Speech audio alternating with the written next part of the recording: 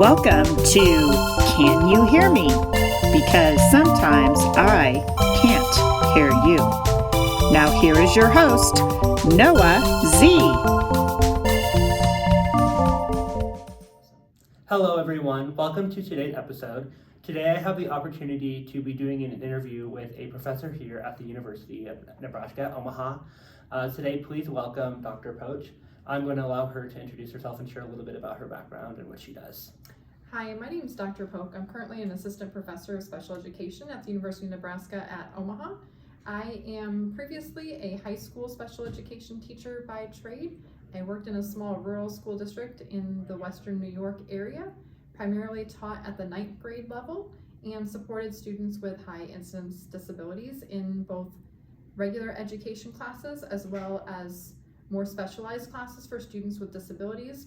My work is primarily focused around supporting the written expression needs of students, which is something that I saw in my classroom as a high school special ed teacher, given that I have a background in the area of English language arts and had an opportunity to co-teach with the English department at the 9th and 10th grade level, as well as teach 15-1 parallel classes in English language arts. So just a smaller English classroom specifically for students with disabilities that received instruction from myself as a special education teacher, but somebody who's also dually certified in the area of English language arts. And so I've continued to take my work in the area of working with students with disabilities, specifically in the English language arts, and translate that into the work that I do in higher education.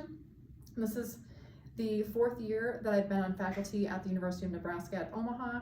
I had a previous appointment at a different institution before joining the faculty here, and across both institutions my work has continued to focus on how best to meet the written expression needs of students with high incidence disabilities, specifically students with learning disabilities, and has moved a little bit more into better supporting teachers and related service providers, namely speech language pathologists, in the work that they provide in the classroom settings to students who struggle in the area of writing. So Noah, thanks so much for having me today. Awesome. Thank you for introducing yourself. So my first question for you is how would you define universal design for learning, and what is its importance in the classroom? Universal design for learning is a format that's focused on bringing together more inclusive classroom spaces and opportunities for students of all ability levels. So universal design for learning, something we typically refer to as UDL, has come out of the fields of engineering and design and has really allowed us to consider the ways in which we build inclusive spaces.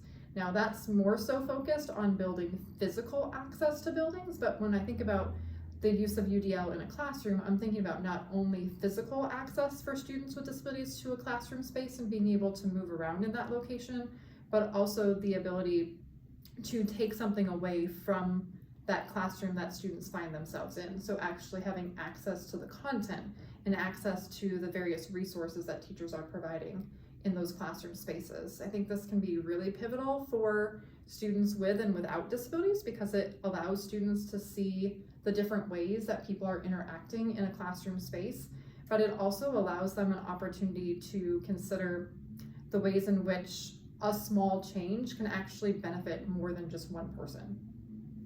Awesome. And then can you share how can teachers utilize UDL to create a classroom environment that accommodates all students? That's a great question. So universal design for learning is something that we teach a lot in our classes in special education in order for students to better understand the ways in which we build those inclusive classroom spaces for all learners. Sometimes that's in designing classrooms that have access to a variety of types of resources in a number of different formats, maybe in large text formats for students who are visually impaired, or even Braille text, being able to access materials at a level in the classroom where they're not straining to be able to get to those materials, but also thinking about how, as a classroom teacher, I can make a simple change that can be a really effective agent for supporting the learning that my students are doing in a classroom. One of the things I like to think about specifically is a lot of students with disabilities have access to a graphic organizer as an accommodation to utilize when engaging in written assignments.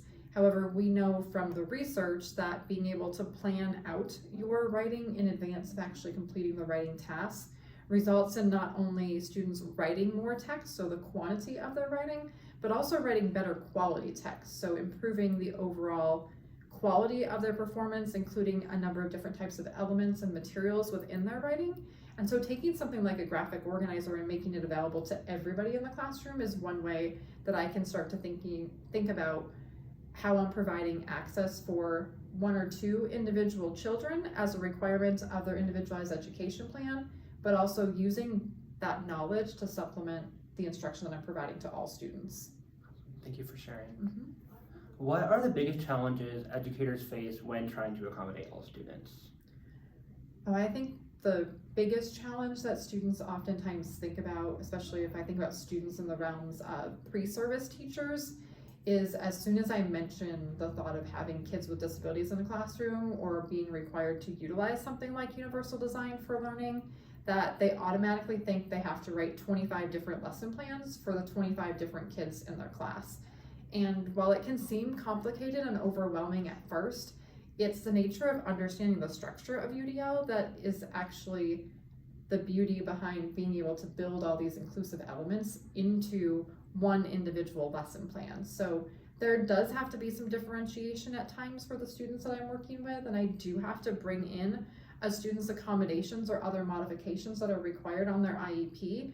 But if I'm starting my class and my teaching from a framework of UDL, I should actually be minimizing the number of changes that I have to make because I'm building those things in automatically from the beginning.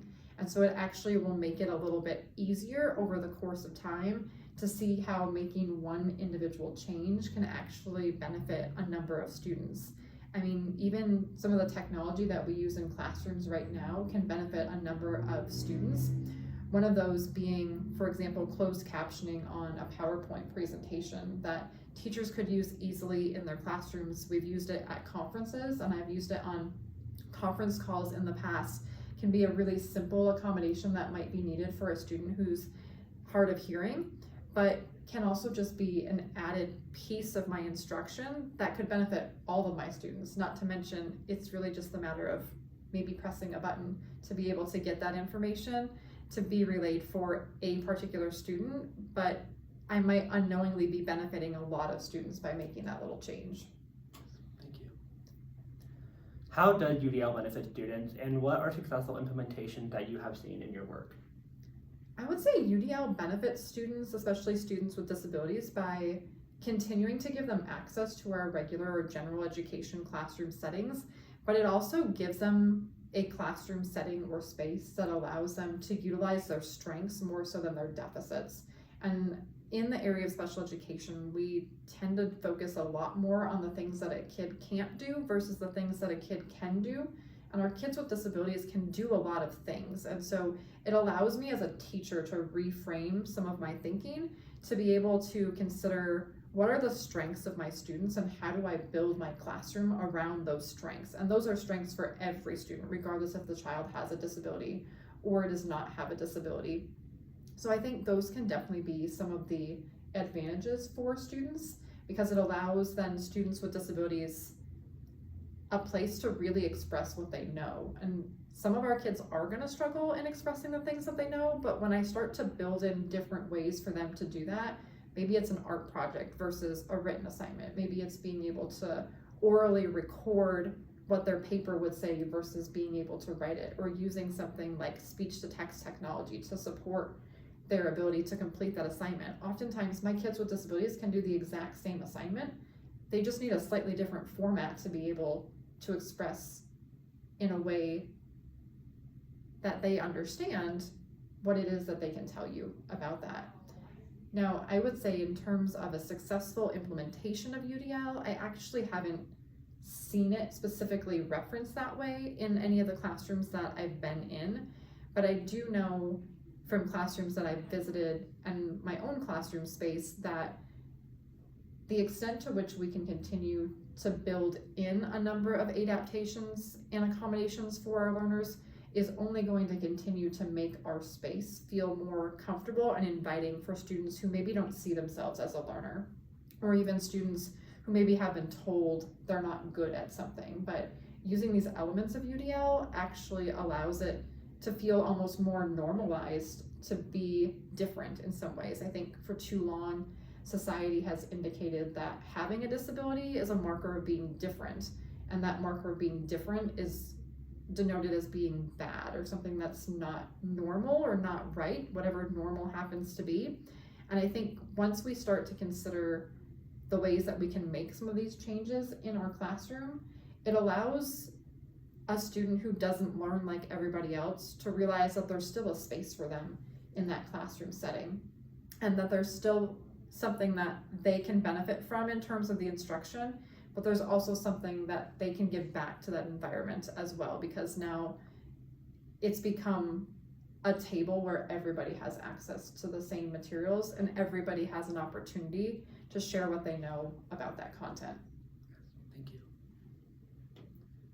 How can we help students meet their needs who don't have the opportunity or may not be able to advocate for themselves?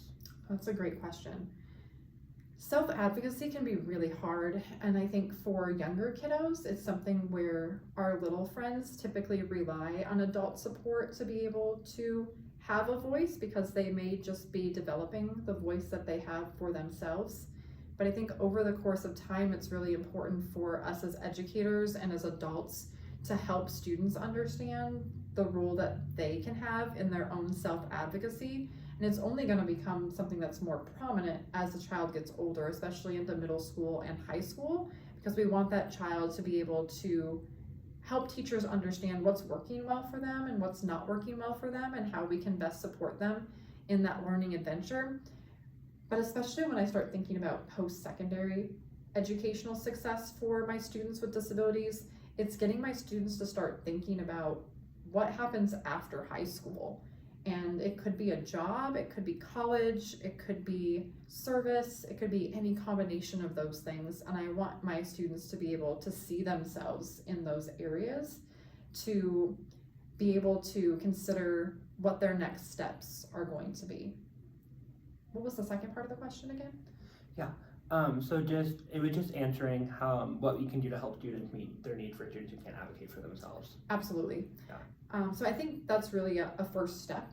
The other piece to that is going to be actually working with students to build those advocacy skills for themselves, because we want them to be able to, maybe work with a future employer to help them understand what their needs are in an environment that maybe is overstimulating for them, or an environment that has a lot of noise that maybe they're having a hard time filtering out. Or what do I do in that environment where I have to greet customers doing something, but maybe I don't have strong social communication skills, or I feel really at a loss for my ability to engage in a comfortable level of communication with others. And so how do I ask for those resources that I need? Sometimes others are not going to be able to provide those things, not because they're trying to purposely put an obstacle in your path, but because they might just honestly not know that you need that type of support. And any person, regardless of whether they have a disability or not, is going to need support in some capacity at any point in time as a future adult. And so being able to understand your own needs and how those are going to facilitate your ability to successfully complete whatever that is, maybe it's a college course, maybe it's move up the pay scale at your job, is going to benefit not only you and your employer, but really the rest of society. Thank you for sharing. Mm-hmm. What advice would you give to students and educators when it comes to helping students be successful in the classroom and outside?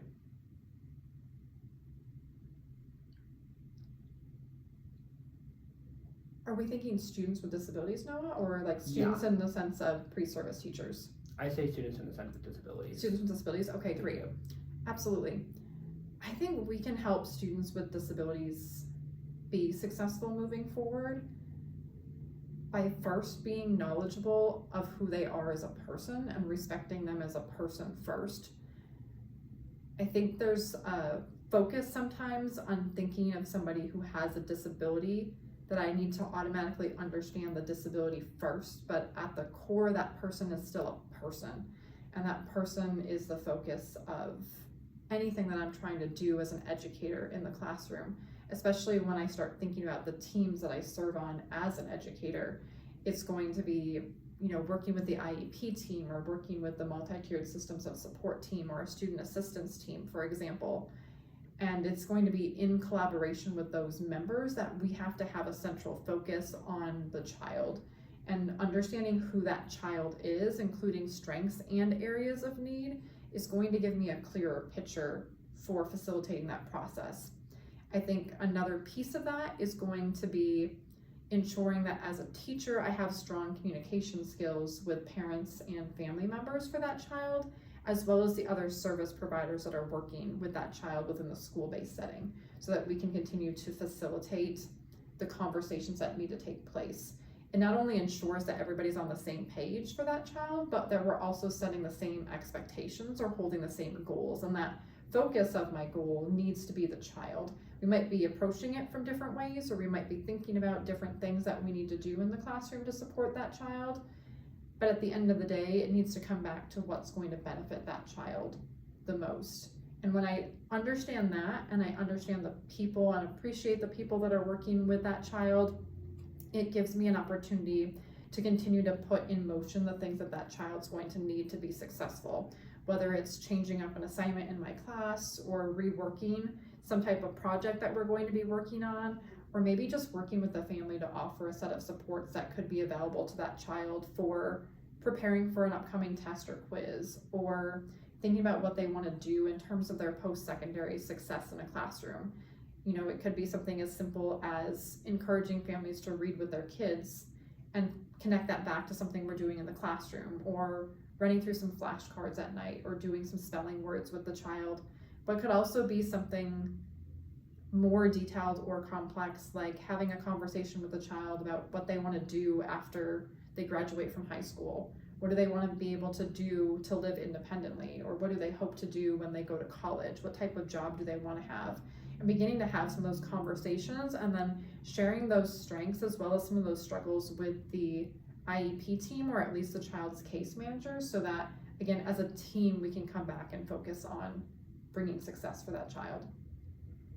Thank you.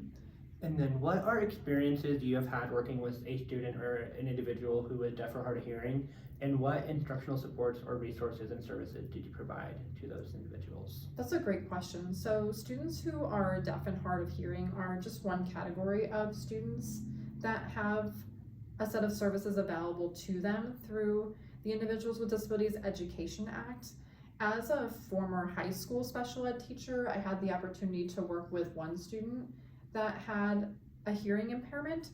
She was a student who wore hearing aids during the day, and she also worked with a hearing resource teacher. That individual came from an outside setting and pushed into our school building to support her, but we tried to work together because the services that we provided were always provided in my small classroom space. And so my student with the hearing impairment had a few different accommodations that would benefit her. First being her hearing aids that she wore, and the hearing resource teacher that would come to support her would actually just do some double checks with her to make sure that she was following along with her instruction, that she was progressing satisfactorily, but also would do auditory checks every now and then to make sure that her hearing aids were working appropriately and that they were functioning the way that they were supposed to be. And so we had an extra set of batteries in my desk drawer where the student always knew she could find them in the event that, you know, her hearing aids were not working or functioning appropriately, or the batteries were not at a level that were allowing her to access the materials that were in the classroom, so that she could easily maybe advocate for herself that she needed to go get those extra batteries to be able to benefit from the instruction taking place in the classroom. There were a lot of times where it was important for myself as the classroom teacher to have conversations with the student, but also with the parent.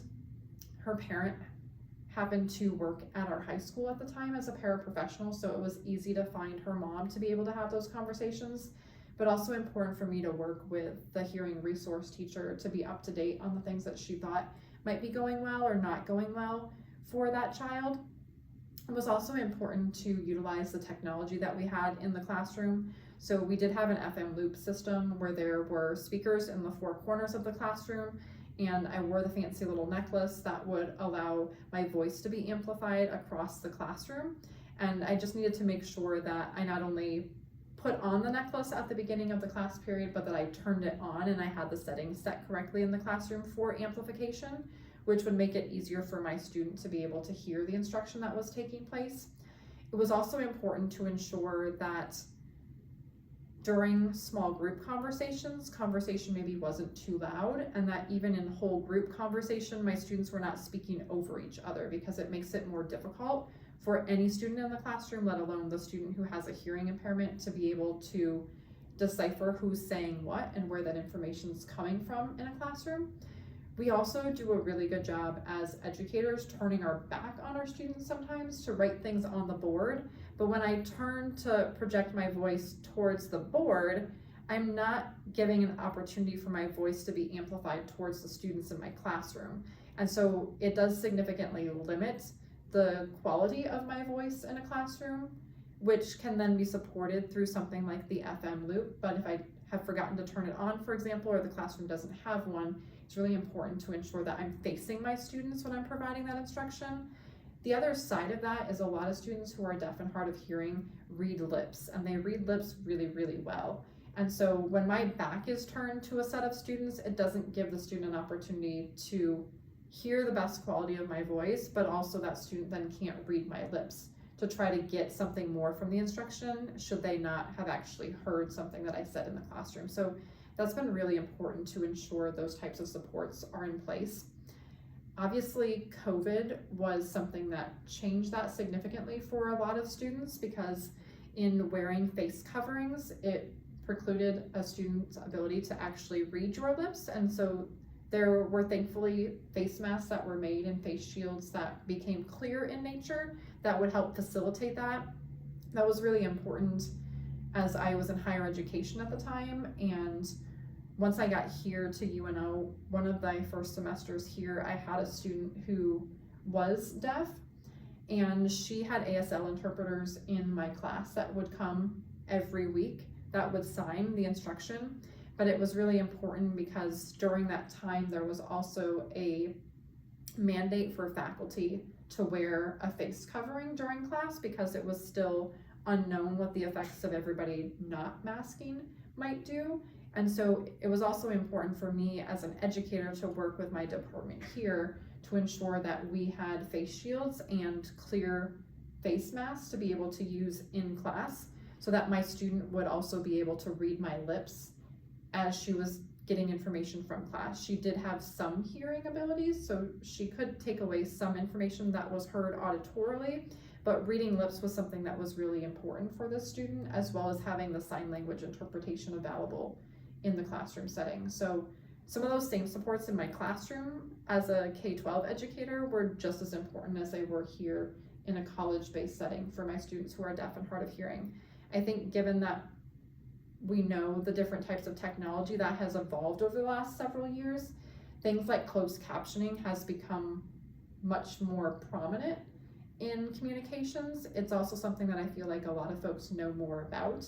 It's also a technology that in evolving is becoming more accurate, because oftentimes closed captioning is not an accurate form of communication for individuals who are deaf or hard of hearing, because it's not at a quality where the text is actually picking up the correct words that somebody is actually speaking in that setting.